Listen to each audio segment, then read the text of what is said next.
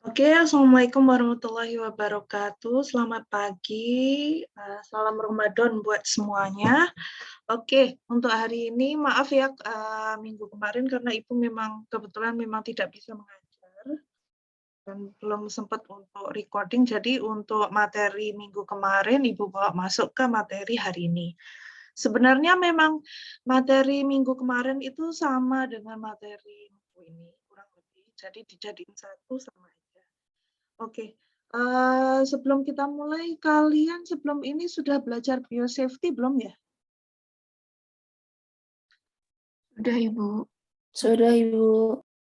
Oke, jadi kalau untuk materi hari ini sebenarnya kurang lebih sama ya, sama biosafety. Mungkin cuman istilah nama-namanya sedikit, ada beberapa yang kalian harus ketahui seperti itu. Oke, izin share ya.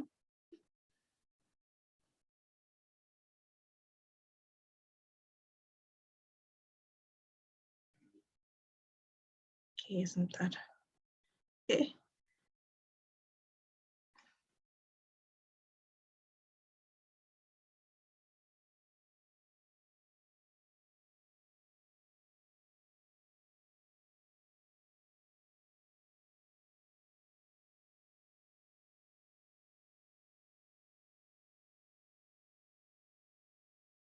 Sebentar. Kenapa? Oke.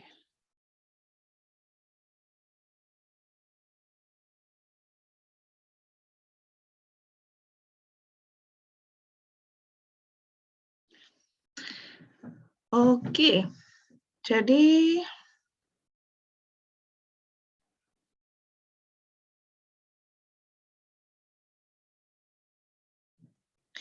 oke. Bismillahirrahmanirrahim.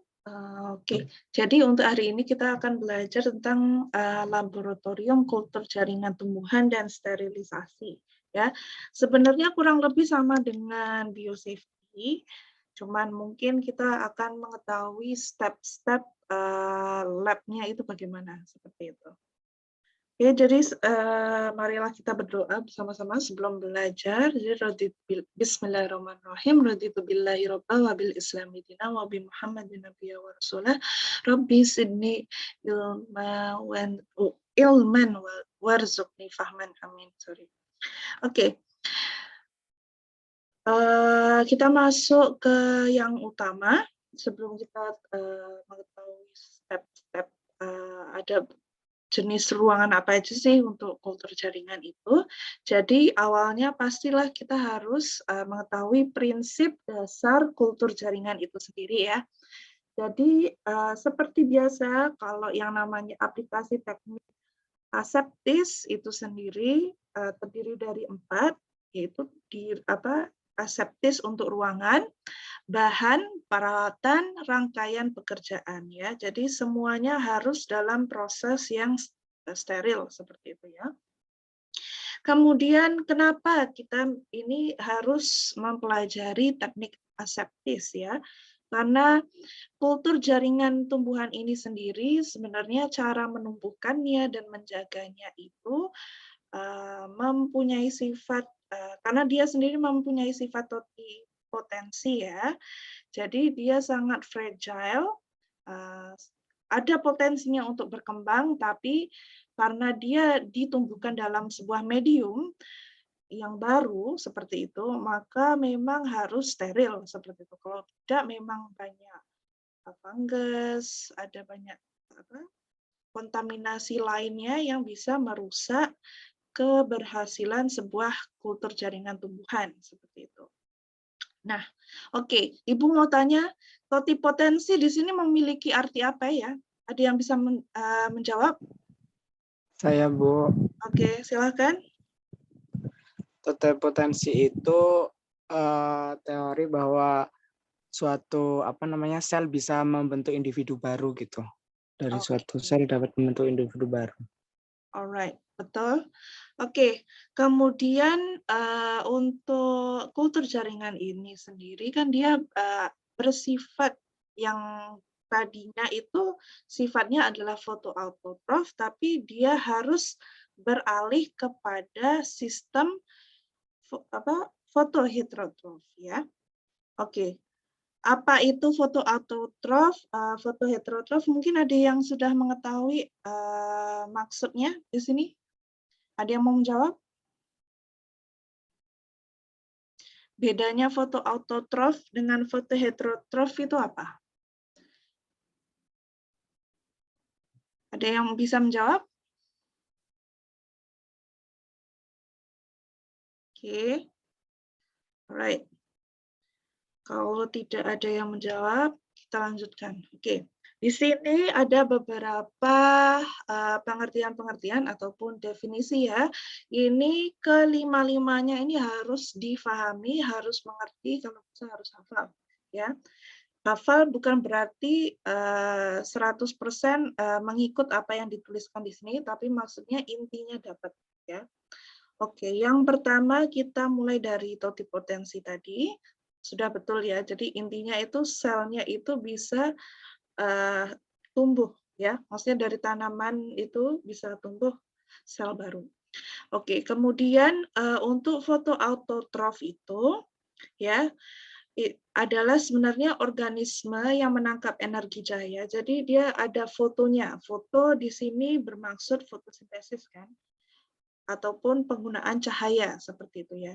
Jadi tetap menangkap cahaya energi, tapi dia akan mengkonversi bukan hanya saja energi kimia di dalam sel, tapi dia juga memanfaatkan energi ini untuk digunakan pada karbon anorganik sebagai sumber karbonnya.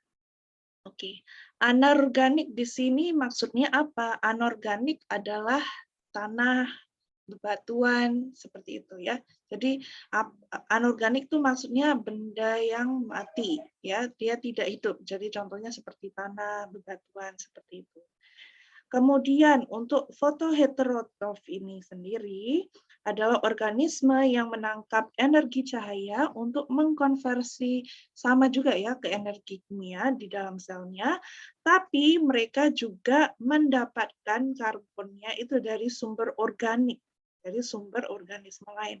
Jadi bukan dari anorganiknya, tapi lebih kepada organik. Organik maksudnya adalah sumber dari organisme lain ya. Contohnya seperti bakteri non-sulfur, bakteri non-sulfur hijau, ungu, heliobakteria, dan nutrien-nutrien lainnya yang diberikan pada medium kultur jaringan tersebut, seperti itu. Nah, kemudian juga ada fototrof. Kan tadi kan ada foto autotrof, ada foto heterotrof.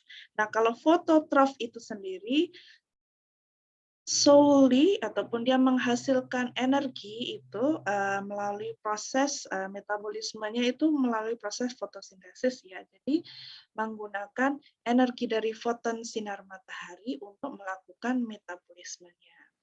Ya, jadi dia tidak sebenarnya jenis fototrof ini dia bisa hidup tanpa media seperti itu karena dia menggunakan energi hanya dari fotosintesis seperti itu. Ya, jadi tergantung dia jenisnya apa. Kemudian kemotrof. Kalau kemotrof ini dia solely dia tidak bergantung pada matahari, tapi dia menggunakan energi organismenya itu sendiri mendapatkan energinya untuk aktivitas metabolisme dari reaksi kimia seperti itu. Oke. Oke, di sini tadi kan sudah diperlihatkan ya penjelasan foto autotrof apa, foto heterotrof apa. Oke, yang di sini mana yang foto autotrof, mana yang foto heterotrof? Ada yang bisa menjawab?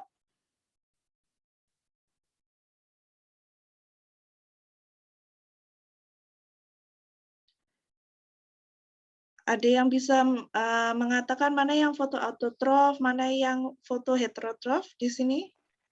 Bu, mungkin saya coba menjawab. Oke. Untuk yang tumbuhan tersadar sinar matahari yang sebelah kiri itu mungkin yang foto autotrof, terus yang di dalam botol itu foto heterotrof. Oke. Apa bedanya foto autotrof dengan foto heterotrof?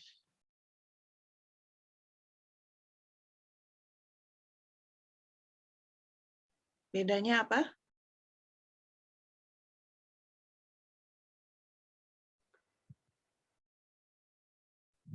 Satu kata aja, bedanya apa?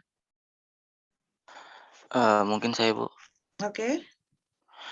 Kalau yang fotoautotrof itu tumbuhan dia, pakai energi cahaya untuk mengubah bahan anorganik ke organik, sedangkan kalau yang heterotrof itu dia mengekstrak karbon, gitu. Oke. Karena dia heterotrof, dia bisa dia sebenarnya bisa menggunakan dia anorganik itu hanya sebagai medium ataupun tempat tumbuhnya. Dia sebenarnya tidak memerlukan pasir dan sebagainya, makanya dia namanya fotoheterotrof. Dan juga dia bisa mengubah bahan-bahan organik untuk sebagai sumber energi ya, untuk menjadikan energi.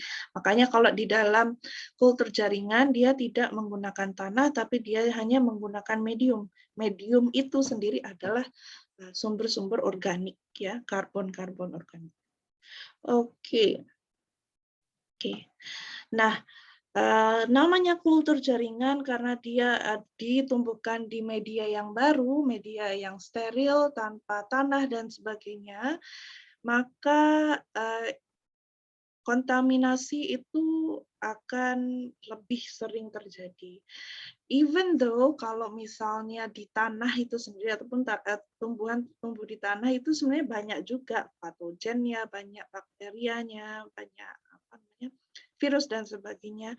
Cuma untuk di dalam keadaan aseptik untuk dalam kultur jaringan ini harus dipastikan steril karena dia ditumbuhkan dari contohnya kalau dari kalus dan sebagainya itu dari sumber yang kecil ya. Jadi dia bukan tidak memakai akar dan sebagainya, tapi dia lebih kepada bagian sel ya. Jadi dia harus benar-benar steril. Nah, kalau misalnya terkontaminasi ya gagal, dia memang tidak akan bisa tumbuh. Tapi kalau misalnya tanaman yang di tanah seperti itu misalnya ada gangguan-gangguan seperti bakteri dan sebagainya itu masih bisa diselamatkan dengan cara misalnya melakukan penyemprotan, pestisida alami dan sebagainya. Tapi kalau untuk keadaan di dalam kultur jaringan, mau disemprot, mau diapain, tidak bisa tumbuh kembali, kecuali harus dibuat ulang, seperti itu. Mungkin yang udah PKL kultur jaringan lebih tahu ya. Oke, kebutuhan dalam lab kultur. Jadi apa saja yang diperlukan dalam lab kultur? Sebenarnya intinya itu ada 4 ruangan ya, 4 proses ruangan ataupun 4 step ruangan sebenarnya di sini. Oke, kita lihat yang pertama yaitu mencuci, menyimpan peralatan lab seperti glassware, plasticware, and other ini sebenarnya ya, and other labwares ya. Intinya apa-apa bahan kaca dan sebagainya. Jadi pasti harus ada wastafel, ruangan meja yang luas untuk preparasi seperti itu. Nah, ini masuk dalam kategori yang namanya ruang penyimpanan. Ini kenapa ruang persiapan? Ruang penyimpanan ini persiapan ya. Oke.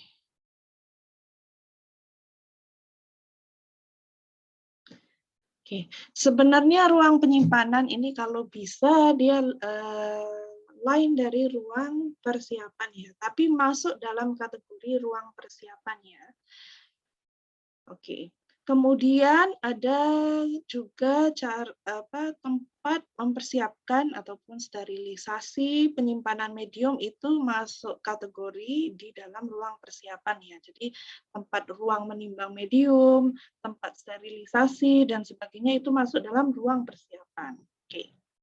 Kemudian setelah sudah siap, glassware-nya sudah bersih, sudah steril, mediumnya sudah disiapkan, sudah sterilisasi, makanya sebelum kita masuk ke dalam growing area ataupun inkubasi, pastinya harus melalui ruang transfer. Ya, English-nya transfer area. Ya, jadi inokulasi eksplan secara aseptis ya. Jadi di ruang transfer ini sebenarnya adalah ruang di mana digunakan oleh para researcher lab kultur itu sebagai ruangan untuk menumbuhkan eksplannya. Ya, jadi penumbuhannya bukan di ruang inkubasi tapi di ruang transfer namanya. Ya. Kemudian menjaga kultur dalam ruangan yang terkontrol. Ya, setelah kulturnya sudah dimasukkan dalam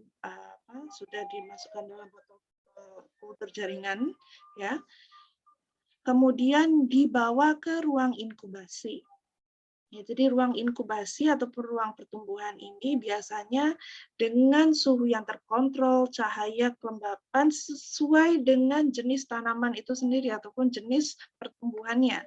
Jadi setiap tanaman mungkin kebanyakan memiliki suhu, cahaya, dan kelembapan yang berbeda. Tapi rata-rata biasanya adalah suhu ruangan yang sekitar 20, kan seperti itu. 27, 28, depends ya.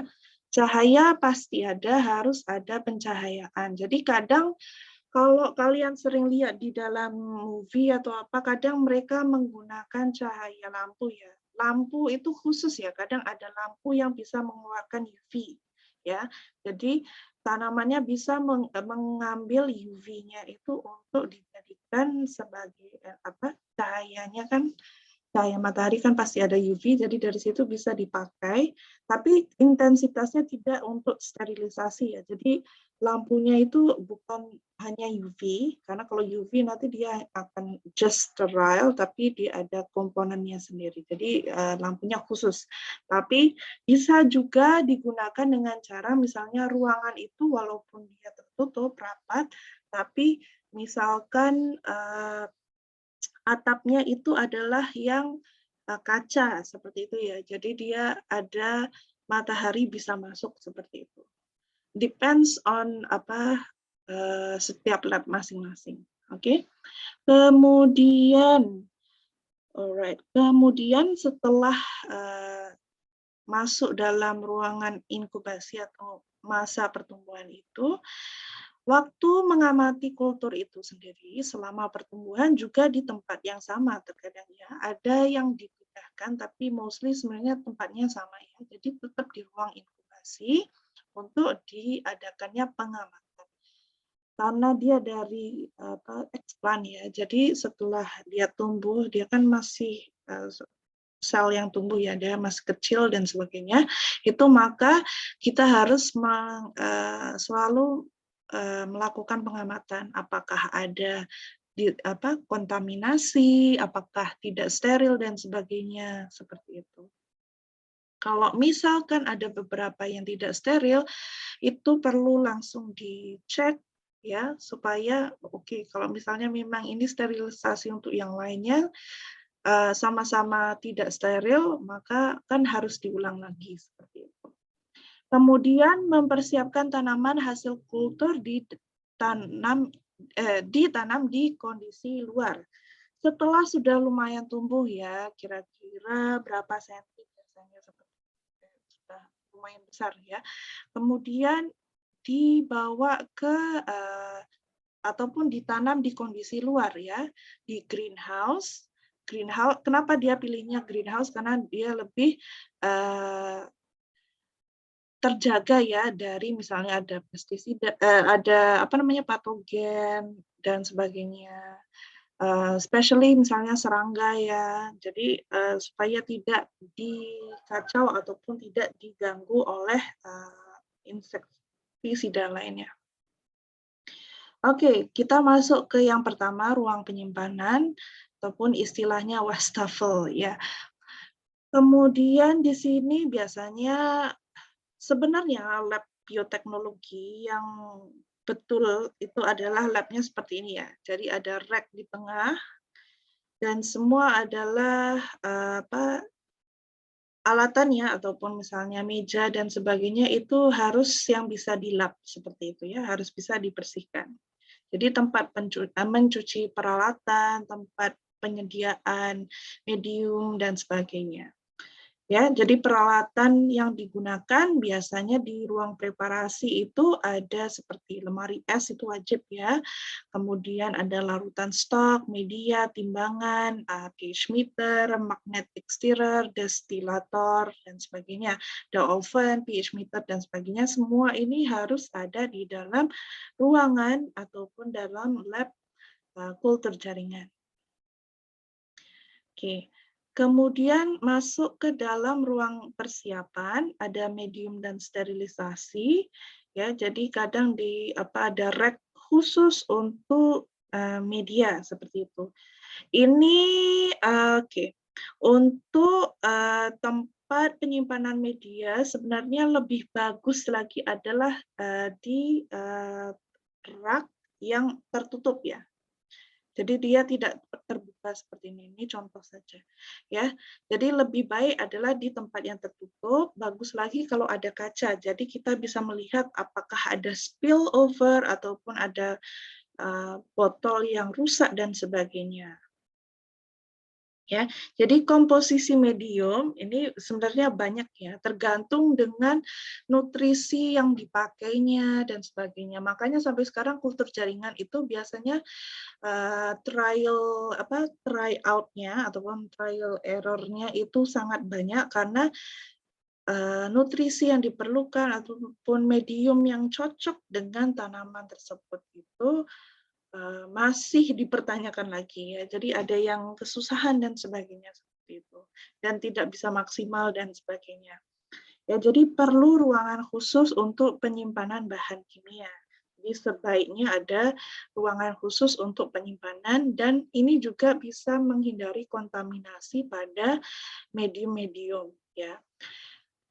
Terutamanya kalau misalnya kita menyimpan medium, kadang kelalaian pada diri sendiri itu biasanya menutup botolnya kurang rapat ya, tidak kencang ya. Jadi harus betul-betul rapat supaya tidak ada kontaminasi dari luar.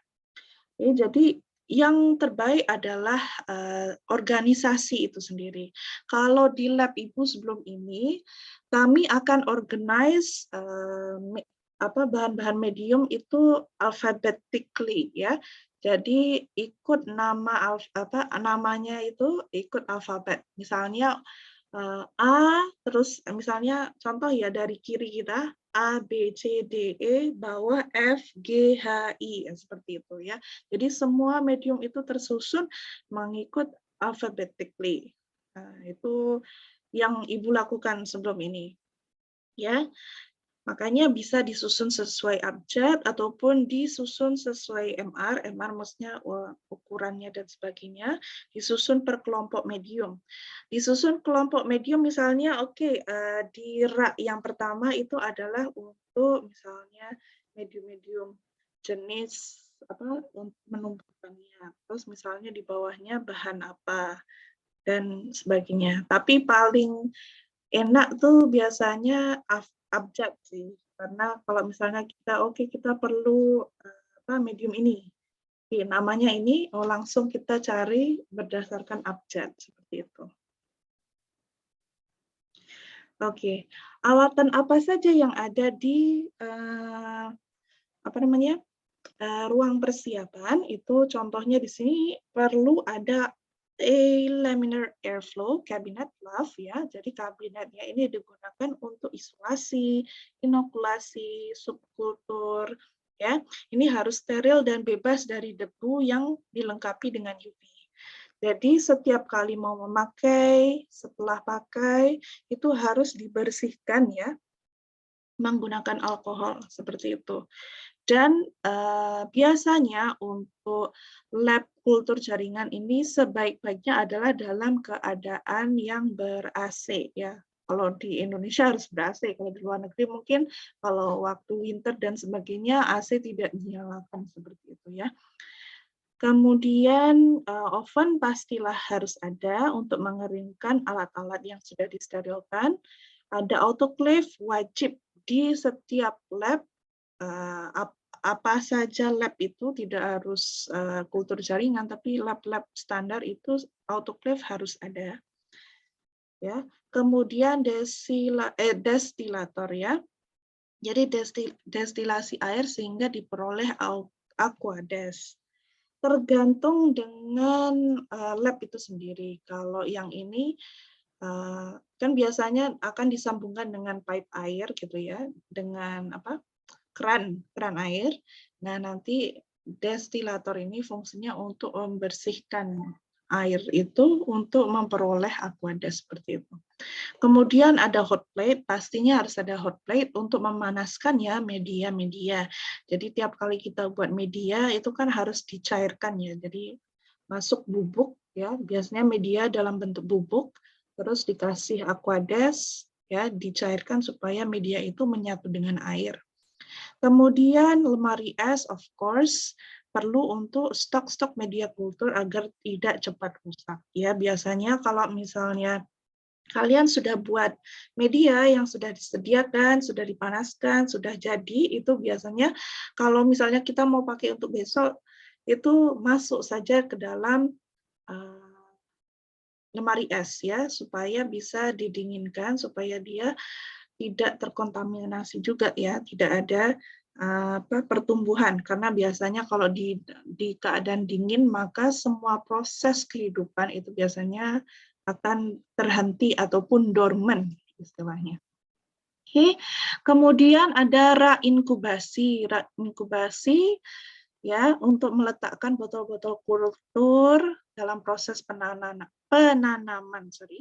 ya, biasanya dalam ruangan ber-AC, suhu terkontrol, jadi terbuat dari kaca atau triplek yang permukaannya putih seperti itu untuk supaya terlihat ya. Jadi kalau tiap kali kalian misalnya kalian mau melihat hasil kultur jaringan ataupun hasil pertumbuhan bakteri, petri dish dan sebagainya, jangan pernah memakai lapisan warna yang gelap untuk memfoto, mengambil foto dan sebagainya karena kita tidak bisa melihat pertumbuhannya ya.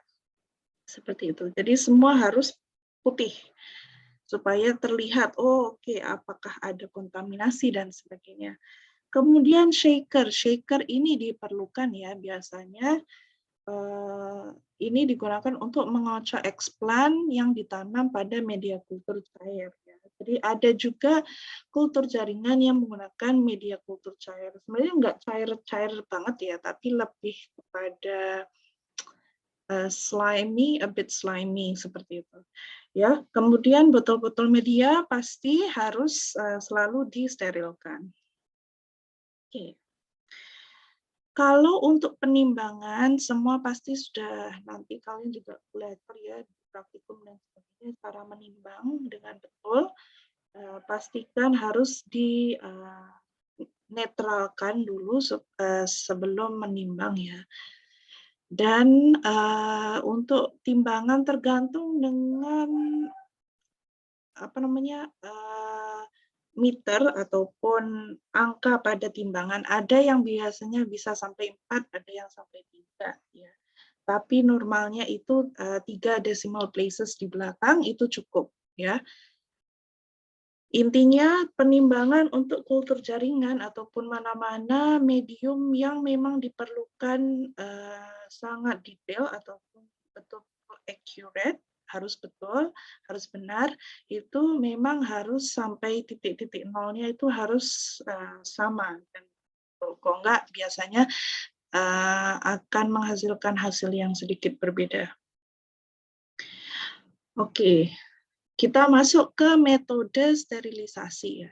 Tadi kan ruang persiapan, kita persiapkan segalanya, tapi di dalam ruangan persiapan itu sendiri harus dilakukan beberapa sterilisasi ya. Jadi sterilisasi itu sendiri merupakan teknik membersihkan dan membebaskan suatu benda dari segala kehidupan mikroorganisme. Ya, karena kita hidup sekarang bernafas aja semua di depan kita itu semua ada bakteri, ada macam-macam yang berterbangan seperti itu. Jadi harus ada sterilisasi. Kemudian sterilisasi itu sendiri adalah kunci keberhasilan dalam sistem kultur jaringan ya. Jadi kalau ingin membuat menghasilkan kultur jaringan yang sukses itu pasti sterilisasinya harus tip-top, harus yang paling maksimal ya. Oke, teknik sterilisasi. Oke, prinsip sterilisasi kan tadi sudah dijelaskan, intinya mematikan kontaminasi ya, kontaminan, sorry. Ya, jadi sterilisasi bisa berupa secara fisik maupun kimiawi. Ya, maksudnya sorry, terbelit. Oke, maksudnya adalah kalau fisik lebih kepada apa yang kita terlihat menggunakan peralatan ya. Kalau kimiawi menggunakan bahan kimia untuk pembersihan, misalkan menggunakan Baiklin seperti itu. Fisik lebih kepada misalnya kita menggunakan oven, autoclave seperti itu ya. Di sini kan dijelaskan ya. Kalau autoclave di mana-mana standar ya 121 degree Celcius dengan tekanan 1 sampai 2 atm ya. Ini biasanya dari perusahaan autoclave itu mereka tidak akan mengubah settingan ya. Jadi settingannya memang dari awal mereka datang misalnya kita beli autoclave dia memang settingannya segini. Jadi kalian tidak usah mikir wah ini di setting 121. Tidak ya, semua memang settingannya memang sudah sama kecuali ada settingan autoclave yang memerlukan spesifik ya, tapi biasanya tidak ada. Jadi semua tetap pakai settingan yang sama. Kemudian bahan kimia bisa menggunakan hipoklorit seperti Baiklin dan sebagainya. Yes? Ada yang mau bertanya kah? Oke, kalau tidak ada Ibu sambung ya. Jadi untuk ruang sterilisasi dapat dipisah maupun digabung dengan ruang medium ya. Jadi bisa dijadiin satu, bisa dipisah. Tergantung tempat labnya bagaimana. Intinya kalau ruang mediumnya bersamaan dengan ruang sterilisasi, pastikan mediumnya juga penyimpanannya tertutup dalam rak yang tertutup ya, supaya tidak misalnya ada medium yang terbuka sedikit itu mungkin baunya bisa mengganggu dan sebagainya. Ya, kurang lebih seperti itu. Oke, untuk sterilisasi yang tadi kan kimiawi itu contohnya seperti Baiklin, Vaporit, kemudian untuk fisiknya ada autoclave, kadang juga ada juga yang menggunakan seperti pressure cooker ya, sebenarnya autoclave juga sih, cuman kalau bahasa dapurnya lebih kepada pressure cooker. Sebenarnya autoclave itu sendiri juga merupakan pressure cooker, cuman ya ada istilahnya sendiri kalau untuk sterilisasi ya, tapi dia punya cara pembersihannya ataupun formatting alatnya itu sama seperti pressure cooker, dia sangat rapat dan sebagainya, tidak ada ruang udara di dalam. Oke, kemudian teknik sterilisasi alat-alat lab dikelompokkan berdasarkan bahan alat-alat lab ya. Jadi ada 3, kaca tersendiri, plastik tersendiri, stainless tersendiri. Ya, jadi perlu dibungkus rapat pada saat proses autoclave supaya setelah sterilisasi alat tetap steril. Bagaimana membungkusnya? Biasanya menggunakan aluminium foil, tergantung dengan jenisnya apa. Contoh, kalau misalnya kaca, biasanya Ibu tidak akan tidak akan wrap dengan aluminium foil ya, dan tergantung dengan keadaan. Contoh kalau misalnya kaca tapi di dalamnya ada medium ya, misalnya botol Duren seperti itu kan ditutup. Kalau kita takut ada spill out of media, biasanya tutup botolnya itu akan ditutup dengan aluminium foil seperti itu. Nah, kalau untuk plastik contohnya seperti petri dish ya. Petri dish ataupun bahasa Indonesianya apa lupa. Oke, jadi petri dish itu yang untuk kalian menumbuhkan bakteri, medium dan sebagainya itu kan karena dia plastik ya. Dia sebenarnya ada yang kaca tapi dia lebih ke banyak yang plastik. Nah, biasanya akan di-wrap dalam aluminium foil ataupun dalam aluminium foil.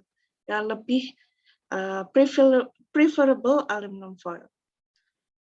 Seperti itu. Stainless juga bisa dalam aluminum foil. Tergantung misalnya kalian campur dalam satu autoclave itu pastikan tidak ada spill of media dan sebagainya. Kemudian kalau alatan itu sendiri terlalu besar ataupun tidak bisa masuk dalam autoclave, bisa disterilisasi secara kimiawi ya. Tapi mostly kalau alat-alat lab itu sebenarnya bisa masuk autoclave, tergantung penyusunan ataupun rak yang ditaruh di dalam autoclave-nya itu bagaimana. Misalnya kalau misalnya besar, dia tidak lebar, tidak begitu lebar, tapi dia tinggi, bisa saja pakai satu rack di dalam autoclave itu supaya dia muat sampai atas tingginya. Kemudian medium merupakan sumber kontaminan ya. Bukannya dia sebenarnya kontaminan, tapi kebanyakannya itu kontaminasi berlaku pada medium itu sendiri. Karena medium itu sendiri kan kaya dengan nutrien ya. Jadi kalau misalnya medium itu terbiar di luar, pasti bakteri dan sebagainya itu akan bisa tumbuh pada medium itu tersendiri. Kalau misalnya dalam bentuk bubuk, kadang mungkin ada beberapa bakteri sudah menempel tapi tidak terlihat. Maka dari itu setiap kali kita membuat media harus disterilisasi dulu baru dipakai. Ya. Oke, ini di kanan ini adalah millipore filter. Biasanya digunakan juga dalam proses kultur jaringan ya. Nah, biasanya kalau di luar negeri itu biasanya millipore filter ini hanya dipakai sekali. Ya, tidak akan dipakai berkali-kali, biasanya hanya sekali pakai buang. Ya, tapi tergantung lab itu sendiri, tergantung cara pemakaian, budget dan sebagainya, bisa juga dibersihkan. Cuman untuk pengalaman Ibu sendiri biasanya sekali pakai buang. Kenapa? Karena filter kan, dia memfilter sesuatu. Jadi filter itu pasti kalau sudah memfilter dia akan stuck ataupun dia akan menyumbat filter itu ya. Jadi salah satunya bisa menyebabkan kontaminasi juga, tapi at the same time dia bisa mengganggu proses filter medium lainnya. Kecuali medium yang dipakai adalah medium yang sama seperti itu.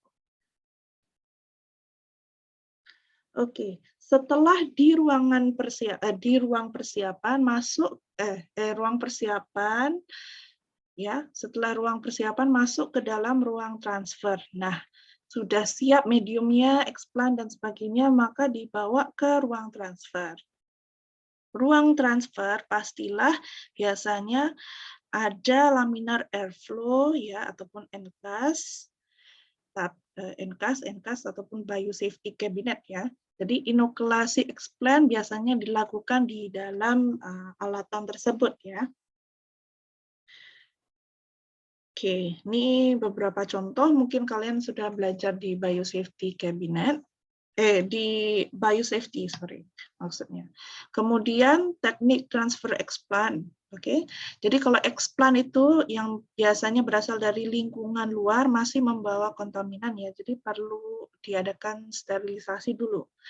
Jadi sterilisasi harus memperhatikan agar explant itu sendiri tidak mati pada saat sterilisasi. Karena biasanya sterilisasi ini juga bisa menggunakan seperti backclean dan sebagainya ya. Jadi ada sterilisasi kimia juga seperti itu. Kemudian, teknik sterilisasi explant biasanya menggunakan bahan kimia. Ya, dia tidak bisa menggunakan sterilisasi fisik karena dia akan merusak explant itu ya, karena dia tidak tahan heat ya. Kalau autoclave itu kan tinggi ya suhu yang dipakai, jadi tidak bisa dipakai untuk sterilisasi. Jadi harus menggunakan bahan kimia. Contohnya seperti backclean ya, alkohol dan senyawa disinfektan lainnya. Oke. Untuk membersihkan itu biasanya di keluar masuk seperti itu. Karena kalau direndam gitu ya mati. Oke, dia hanya untuk harus dibersihkan secara hanya dicelup sebentar. Oke, kemudian ruang inkubasi ataupun growing area, contohnya seperti ini. Jadi kalau misalkan tidak pakai cahaya matahari, biasanya memakai lampu ya lebih bisa terkontrol untuk masalah suhu dan juga intensitas cahayanya bisa lebih terkontrol ya. Dan juga perlu ada kelembapan tersendiri. Oke, yang tadi yang pertama ruang persiapan, diingat ya stepnya adalah di pertama ruang persiapan, masuk ruang transfer area. Kemudian yang ketiga adalah ruang inkubasi ataupun growing area. Oke. Kemudian ketika kita melakukan pengamatan kultur, maka pengamatan dapat dilakukan dalam ruang inkubasi ya. Semasa inkubasi itu boleh dilakukan pengamatan dengan harus bersih, semua harus steril, biasanya masuk melihat semua pakai gloves dan sebagainya. Kalau dulu waktu Ibu belajar ya, biasanya dulu mau masuk lab tissue culture itu biasanya labnya itu tidak boleh memakai sepatu ya, jadi hanya ada sepatu khusus yang diperbolehkan di dalam lab tersebut.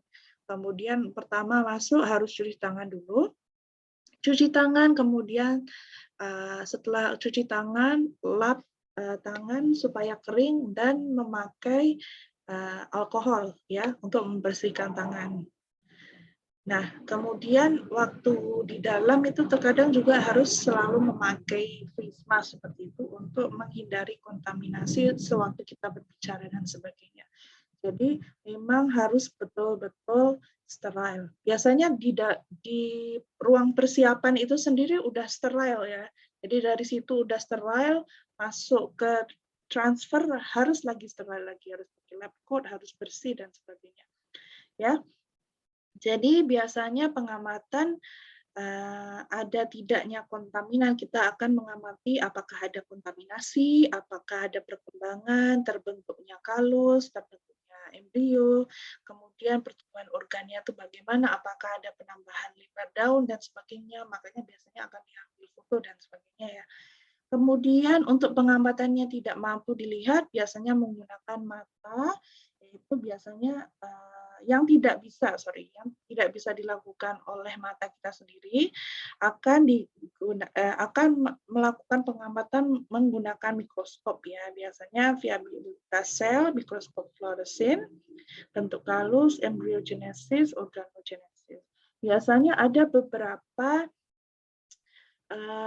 eksplan yang ditumbuhkan itu kan biasanya banyak kopi ya, ataupun banyaknya repetisi pada sebuah set pertumbuhan ya. Jadi contohnya yang botol A ini memang digunakan untuk pengamatan ya. Jadi kalau misalnya dia ingin mengamati embryogenesis dan organogenesis itu, makanya pakainya cuma satu, yang lain biar, karena kalau tidak bisa terkontaminasi seperti itu.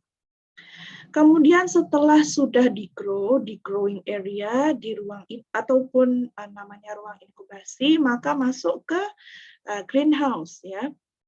Sebenarnya sebelum waktu kita pindahkan ke greenhouse itu harus dilakukan yang namanya aklimatasi. Ya, jadi di greenhouse itu biasanya merupakan lokasi yang didesain khusus menyerupai lingkungan asli tanaman, namun ada beberapa parameter lingkungan yang mampu dikontrol. Karena dia di dalam greenhouse, maka bisa lebih terkontrol, misalnya tidak ada insektisida ataupun hewan-hewan lain yang mengganggu, jadi memang sangat terkontrol ya. Dari suhu, kelembapan, intensitas cahayanya juga bisa lebih terkontrol. Ya, kemudian ini, aklimatasi, mungkin ada beberapa yang sudah tahu tentang aklimatasi ya. Jadi proses penyesuaian fisiologis ataupun adaptasi organisme terhadap lingkungan barunya ya. Jadi tanaman dipindahkan itu tidak bisa langsung dia oke-oke aja. Sama seperti kalau kita misalnya pindah keluar kota, pastilah harus beradaptasi kan dengan makanannya, dengan orang-orangnya, bahasanya dan sebagainya. Kalau masih di dalam Indonesia kan aklimatasi kita tidak begitu banyak ya. Maksudnya masih makanan kurang lebih sama, tapi kalau misalnya keluar negeri, kita sendiri memerlukan aklimatasi ya istilahnya. Ya, kemudian merupakan proses persiapan tanaman yang tadinya itu di heterotrof, kemudian masuk ke alam autotrof. Sama dengan yang tadi kan, misalnya tanaman itu diambil selnya ingin ditumbuhkan, maka dia ada aklimatasi sebelum ditumbuhkan pada kultur jaringan, kemudian aklimatasi kembali setelah sudah tumbuh seperti itu. Ya, jadi biasanya sisa medium pada akar harus dicuci bersih karena rentan kontaminasi. Ya, jadi biasanya tanamannya kalau lihat di sini akan masuk di bak air aqueduct yang steril dan dibersihkan, dicuci ya sampai bersih, baru ditanam pada pot khusus ataupun pada tanah yang memang sudah dipersiapkan untuk penanaman kultur jaringan.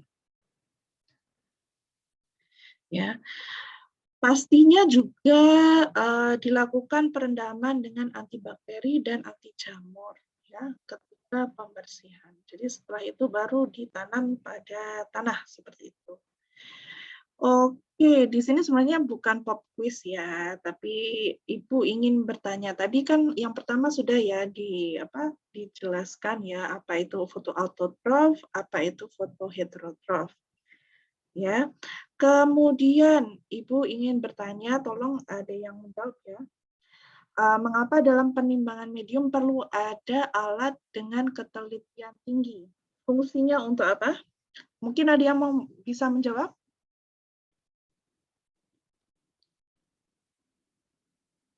Halo, halo. Ini masih jam 9:30 pagi ya. Apakah udah lemes?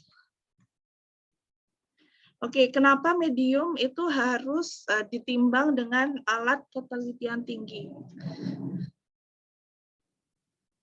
Saya Ya, mungkin Bu, Oke, silakan.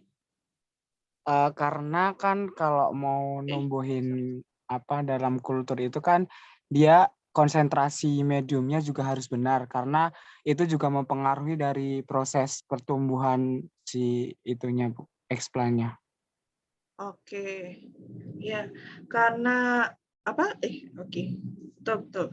Alright, ya kemudian intinya itu dia perlu ketelitian karena kan seperti tadi sudah dijawab juga ya.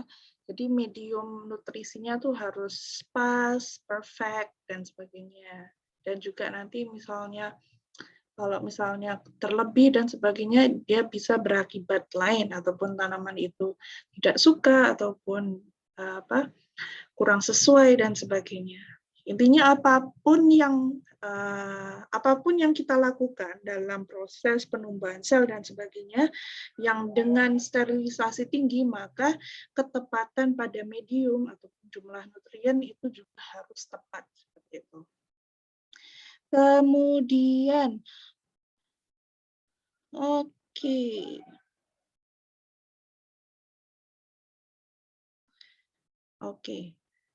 Apa nama komponen dalam LAF yang ini Ibu skip. Dalam proses sterilisasi eksplan yang perlu diperhatikan adalah bagaimana membunuh kontaminan tanpa membunuh eksplan. Bagaimana caranya? Sebutkan senyawa kimia untuk melakukan. Bagaimana caranya tadi? Ada yang mau menjawab?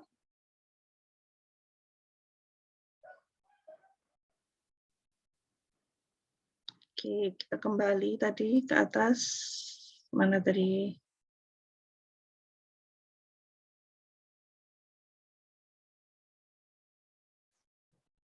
Oke.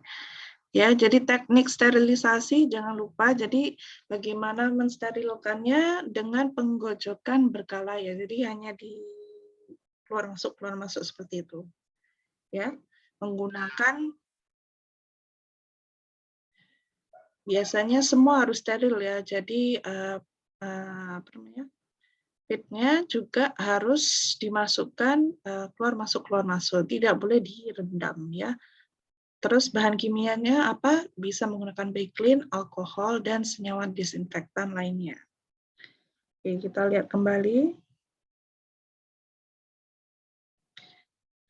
Apa yang dimaksud aklimatasi? Ya, mengapa perlu dilakukan aklimatasi? Oke, siapa yang mau menjawab? Saya, Bu, Oke. mencoba. Aklimatasi kurang lebih penyesuaian diri dengan lingkungan, Bu. Perlu dilakukan itu kan kalau dari kultur tadi kan awalnya dari media ya, Bu. Jadi dia perlu penyesuaian diri ke tanah itu tadi. Mungkin seperti itu, Bu. Oke, alright, betul. Oke, untuk hari ini karena minggu kemarin juga Ibu nggak kasih tugas, jadi tugas hari ini akan Ibu upload di Lensa ya. Cuman Ibu akan sebut di sini. Sebenarnya tugasnya Ibu ingin kalian dari satu jurnal, ya, pilih satu jurnal kultur jaringan.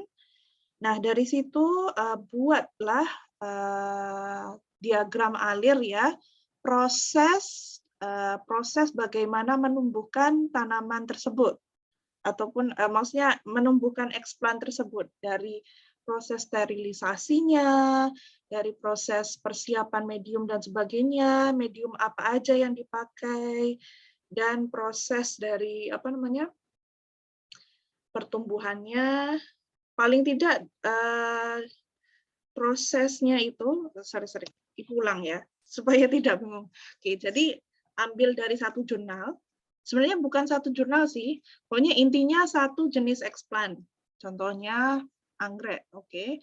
Anggrek, cari dari jurnal yang berdekatan ataupun dengan jenis anggrek yang sama, bagaimana cara menumbuhkannya, ya, dan eksplannya itu, dari dibuat diagram alir persiapannya bagaimana, kemudian medium yang dipakai apa aja, sterilisasinya itu bagaimana, dan proses pertumbuhannya itu bagaimana, suhunya berapa, terus apa lagi tadi suhu, terus intensitas cahayanya, kelembapannya berapa, nah itu buat dalam diagram alir yang simple.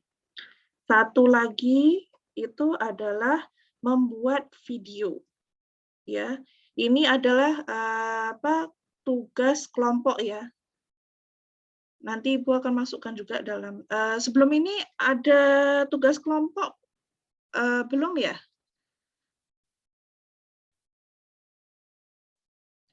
Sudah ada tugas kelompok belum sebelum ini untuk kultur jaringan tanaman?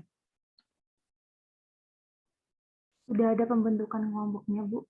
Oke, jadi ikut kelompok yang sudah dibentuk saja ya. Jadi video tentang proses menumbuhkan kultur jaringan bisa menggunakan satu jenis eksplan ataupun satu jenis contoh tumbuhan, misalnya anggrek atau apa, terserah ya. Jadi yang satu adalah membuat diagram alir ya dalam bentuk format kotak ya, 1:1. Jadi bukan EVO memanjang tapi dalam bentuk kotak. Dan satu lagi adalah dalam bentuk video pendek. Ya, semenarik mungkin, sekreatif mungkin. Alright. Terserah mau dari berapa jurnal, yang penting intinya bisa menjelaskan persiapannya, terus pertumbuhannya, menggunakan apa aja seperti itu ya, berdasarkan jurnal yang dibaca. Oke, untuk hari ini itu saja karena memang itu juga perlu ada apa? Perlu ke kampus juga. Ini masih di rumah sih sebenarnya. Masih di rumah, perlu ke kampus. Ada beberapa hal yang para dosen perlu siapkan hari ini. Oke, jadi mana tadi? Oke, sebelum kita end meeting hari ini, apakah ada yang mau bertanya? Jelas ya Saya, tadi? Ibu. Oh iya, gimana Lutfi? Untuk yang pertama tadi berarti kita cukup membuat flowchart-nya aja ya, Bu? Atau Iya, kita perlu jelasin di bawah? flowchart aja. Tidak perlu Oh, penjelasan, jadi nggak harus detail. Tapi yang satu adalah buat flowchart, ya misalnya persiapannya bagaimana, kita just poin-poin, misalnya mediumnya apa aja, terus suhunya apa, prosesnya, flowchart simple. Ya, oke. terus satunya lagi adalah video. Video itu bukan video presentasi ya, lebih kepada video penjelasan. Simple aja nggak apa-apa. Yang penting intinya kalian dapat, oh ini caranya begini. Semenarik. Untuk deadline-nya, Ibu? Oke, deadline-nya kalian mau berapa lama? Ibu kasih aja sih waktu lama.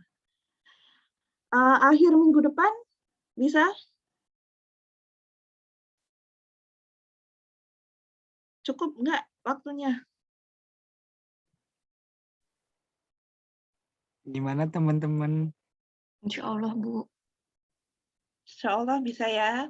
Tanggal, let's say tanggal 17. Oke. Terakhir 17, berarti sebelum hari Senin dikumpulkan. Bisa ya? Insya Allah Ibu bisa. Oke. Oke, itu saja untuk hari ini. Terima kasih sudah hadir ke kelas hari ini. Dan Ibu minta maaf karena minggu kemarin tidak bisa hadir kelas, jadi Ibu gabungkan jadi satu hari ini. Untuk update lensa, I will update as soon as possible, oke? Nanti tolong diingatkan aja kalau misalnya Ibu belum update, ya. Itu aja. Wabillahi taufiq wal hidayah. Wassalamualaikum warahmatullahi wabarakatuh. Waalaikumsalam Waalaikumsalam warahmatullahi Terima kasih, wabarakatuh. Ibu. Terima kasih, Ibu. Ya, sama-sama.